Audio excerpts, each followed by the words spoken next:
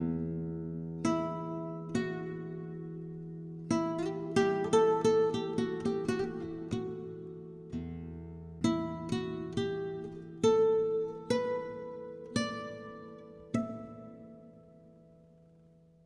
right, so when you got back in 1946, you were back in California like in January. Yeah. And then you're home and you need a job, right? Yeah, went to work, went right into the garage. Don Banner and I, there's ex-GI also. So we decided, let's buy a shop, so we bought it. It was already a going business. Mm-hmm. So we bought the shop and went into business, and then about a year later, my partner, Don, went to work for a little outfit called Hewlett and Packard.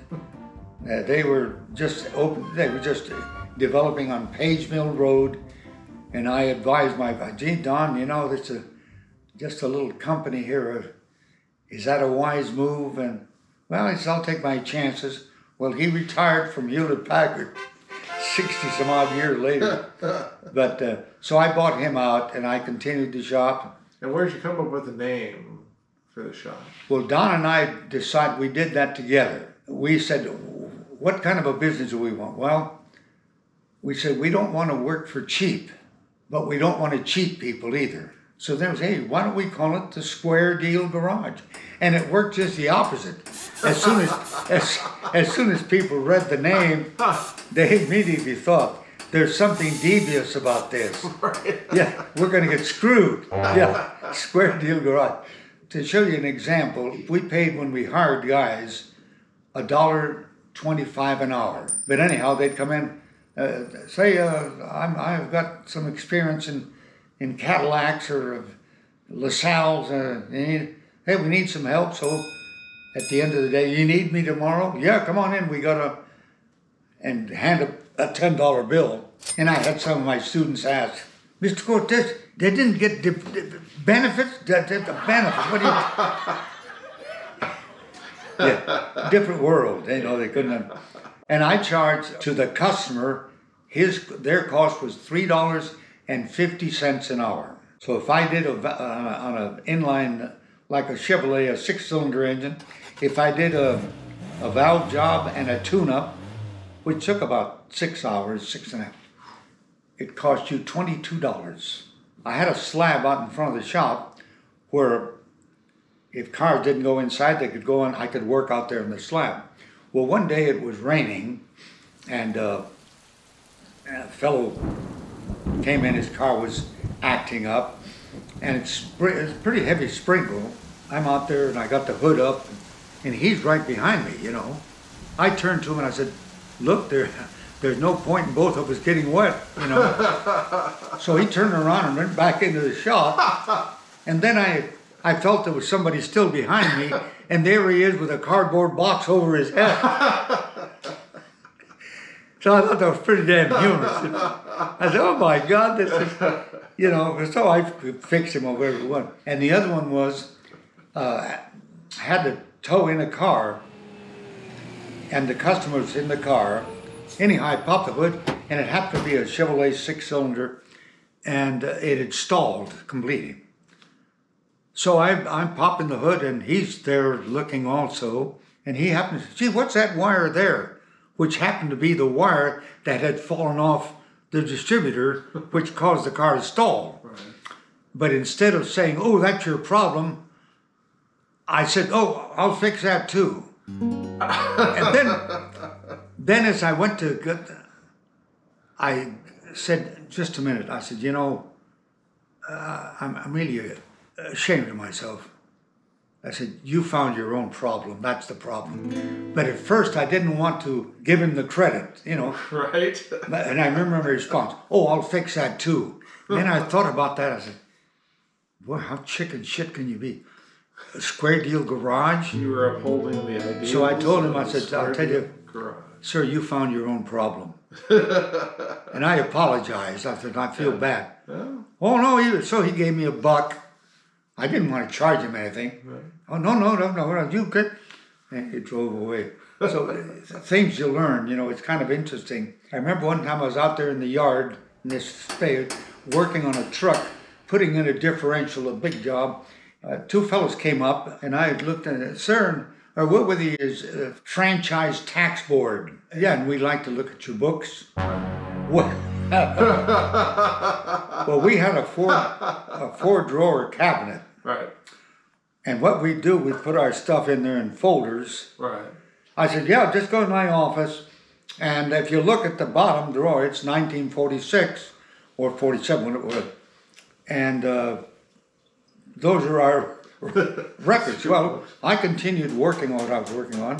And I'd probably been, I don't know how much time, but maybe 15, 20 minutes. I see the two guys come out of the office, and I see them facing each other. I couldn't tell what they were saying or asking.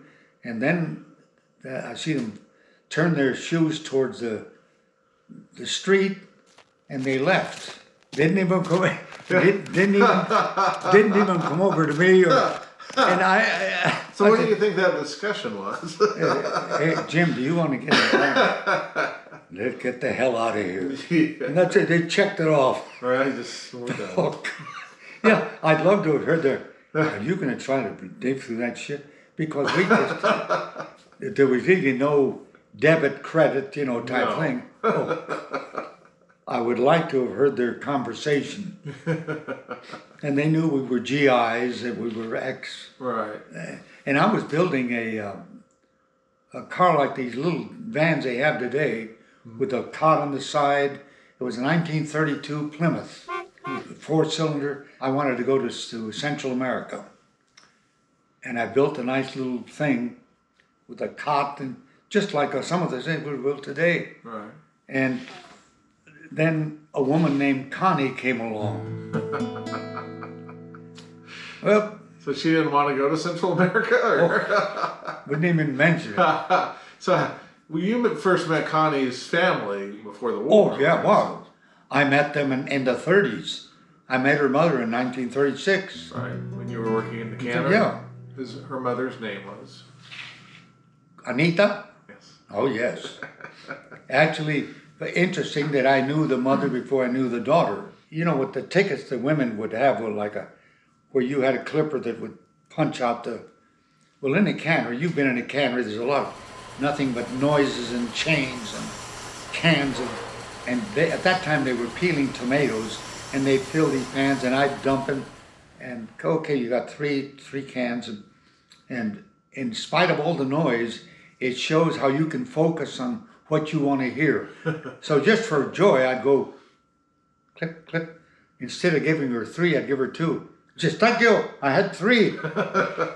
Just to okay, just anything for a little change of thing. Okay, so as a matter of fact, sometimes I think I would even cheat and maybe give her an extra one. But Connie was very young at this point, right? Oh, I mean, she would have been what age at this point? About 8 years old, yeah. Right. Yeah. Oh, yeah, because their house was here's the cannery, there's a block, they're in the next street. Mm-hmm. So we'd just walk across the field, and then I got to know the whole family. That one time we were at a family gathering, and I was 13, Consuelo was 8 years old, and the mother, Anita, says, Eustaquio, you leave my daughter alone. And I thought, Anita, she's 8. But mothers were, in those days when you went to a dance, the mothers sat around the outer edge, keeping an eye on the dance. Right. And if you were getting a little too close, it was brought to your attention. Different times. But I remember that I said, little did Anita know that one day she would be my wife, Anita, yeah. Oh my God. And you had 5 sisters, and Connie had 5 brothers. So, how old was Connie when her mother was killed? Well, let's see, she was probably 17, 18 years old. She just was going to start at St. Mary's. The nursing school. Yeah, because when the mother was killed, she was going to drop out of school, and the priest says, no, your father will do just fine. She felt a sense of obligation. But she stayed in school. And oh, she yeah. got her nursing degree. And a lot of it was because the father told her, no, Connie, you stay in school. Consuelo, Wow. you stay in school. So then you guys reconnected at some point after the war. Yeah, well, actually, it was at a wedding that she was a participant in the wedding. I don't know what she was, what do they call them? Flower girl. A flower girl or something. But we were sitting at a table after a big dinner, and Connie was sitting next to me, and I'm sitting. And then she said, well, I've got to leave by a certain time, but she was taking Greyhound bus back to San Francisco. And I said, no, I had my 34 Packard Super. I said, no, Consuelo, I'll give you a ride. A Packard what? A Packard Super 8. Super 8. Okay. Yeah. Connie wasn't a fan of that car. No. As a matter of fact, when I used to pick her up, she'd say, Stock, you have to bring that big black car. Because it looked like a limo, And I'm proud of it. But anyhow, so I took her back, and then we kind of hit it off, started writing it to each other. And the rest is history, We just hit it off. Yeah. A lot of our thoughts and cultures and family activities were pretty parallel. The way we viewed the value of relatives and friends and family. She saw a real catch here. This guy's got money. So before you and Connie got married, you were dating in San Francisco. So what kind of things would you guys do on a date? Well, almost invariably when I pick her up, because she had to be in by 10 o'clock. Right. And when they closed that, they meant it. There weren't other avenues to get in. Right. You were locked out. So we made sure that we got back on time. But our usual routine was we might go up to the Coit Tower, because there's a lot of beautiful. Have you been to the Coit Tower? Yeah. A lot of the paintings, that was done during the 30s. Right. Were, and a lot of those pictures were familiar to me, And, right. Oh, gee, there's the crops and the waterfront. And we would invariably go down to Fisherman's Wharf. We'd look around, but we'd always end up at Lucas in North Beach. Lucas Restaurant? Yeah. She would be hungry and have a nice meal and a beautiful. They'd come in with a little cart with all kinds of desserts, and stuff. And that's when Connie would say, Stock, you've got to order something else. Because you always like to. Virginia baked ham. I love the glaze. And she must have thought, but this guy's not too exciting. Where was the place you took Connie? And she'd ordered the steak. Oh, God. That was on Market Street. They were running a special, I think it was $2.25 complete dinner. Salad, soup, steak, and Connie's steak slid off the plate when she was trying to cut it. And then there was a club we'd go to that still, Sinaloa was the name. It's a Latin club. And that's the one I told you, one night we were there, the one evening, and Connie says, hey, that's Bing Crosby. And he was there without his toupee, But she was one of these people who picked up stuff. She was very... Right. It is, sure enough. There's Der Bengal there. And then when we'd go to the Golden Gate Theater, we'd see 2 movies and vaudeville. And here we paid, I forget, it wasn't much for the ticket anyhow, but you got to see vaudeville, you got to see... That we enjoyed a lot. Did you go dancing? Like were any of the bands still touring through? Yeah. And another dance hall in Suites in Oakland. Heard of that? That's where they had the big bands. Right.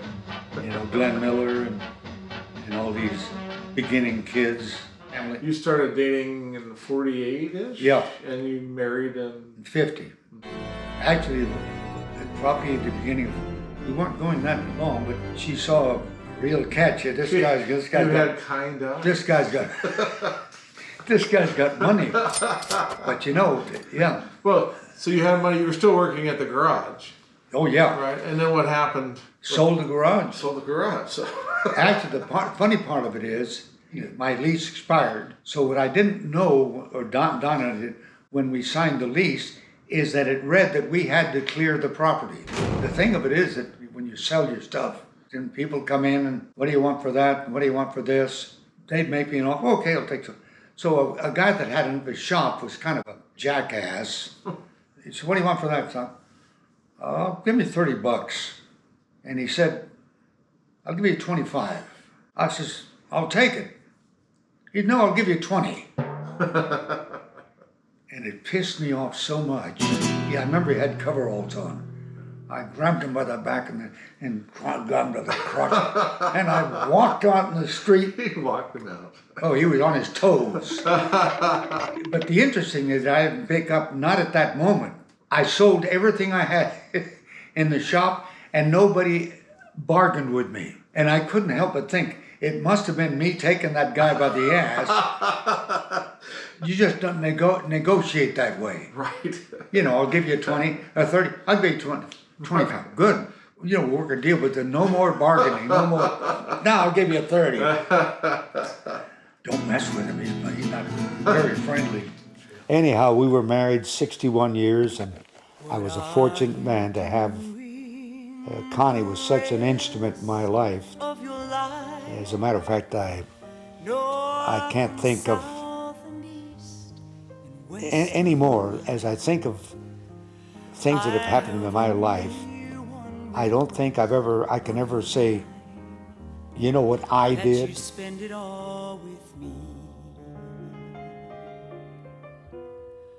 All the seasons and the times of your days, all the nickels and the dimes of your days.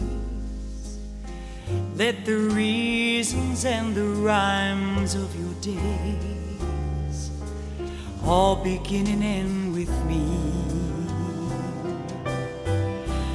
I want to